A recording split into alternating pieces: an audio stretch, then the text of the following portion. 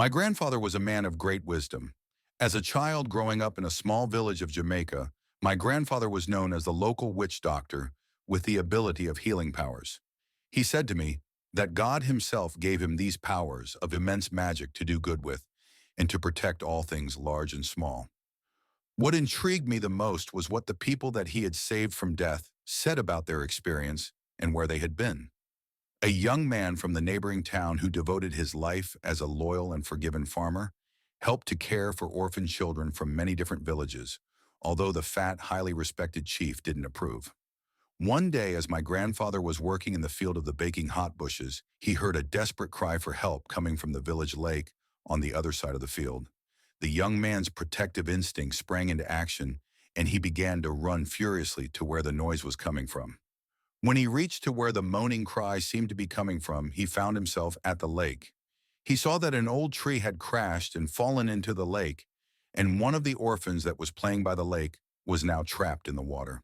The young farmer did not hesitate to jump into the water and free the drowning child. As he fought against the hulk-like currents, his lungs rapidly became heavier and heavier with water. The young farmer who was now trapped in the water slowly lost consciousness. By now, the local small villagers had heard about what had happened to the farmer trapped in the water. When my grandfather had heard about what had happened to the young man, he scrambled for his tools, which was herbs and spices of many different colors and smells, samples of tree bark, and a small traditional African grinding pot. When he arrived to the farmer's body that had been pulled out of the lake, he saw that he, the person, was far from alive. My grandfather started to grind up the entire herbs with the rich red earth in some of the lake's water to create thick neon pink paste.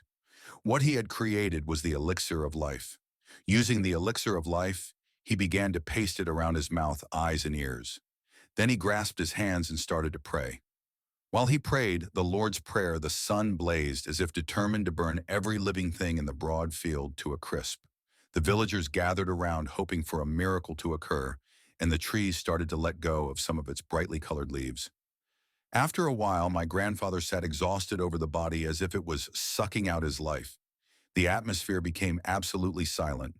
Then there was a loud thud as if the sound came from out of the air itself, or from the heavens above. My grandfather, the witch doctor, who was praying over the drowned farmers, body stopped praying after some time and stumbled to his feet. The man began breathing again. "Why did you wake me?" cried the young farmer. Then he started to tell us where he had been. "The first thing I notice is the brightness of Christ's face and the light that is all around me. Though it was brighter than anything I have ever seen, it is not uncomfortable. It is pure and white and inviting. As I looked around, I saw an indescribable beauty in every direction. There is no other scene to even begin to compare this to. I don't know what it was that strikes me more, the presence of so much that it was beautiful, or the absence of anything to mar it. Immediately I heard the sweetest music that I have ever known, and joined in the singing. Right away I noticed that my voice had been changed. No longer do I sing off-key, but rather with beautiful notes of glorious harmony, but that's not all. I could tell that many other things had changed as well. I have no gnawing hunger, no dry thirst, no need of any kind. But even more than that, I felt wonderful. There is not a singular pain that I had learned to live with. It was completely gone. My mind, I had never been able to think so clearly. There is no fogginess, no confusion, no forgetfulness. More than that, it's like a veil has been lifted from my soul, my understanding. I was aware of things in a whole new way that I can't ever begin to explain. Everywhere I looked, there was people, happy, smiling people. I know that although have I never met them before, none of them were stranger to me. It is like we have all been friends forever.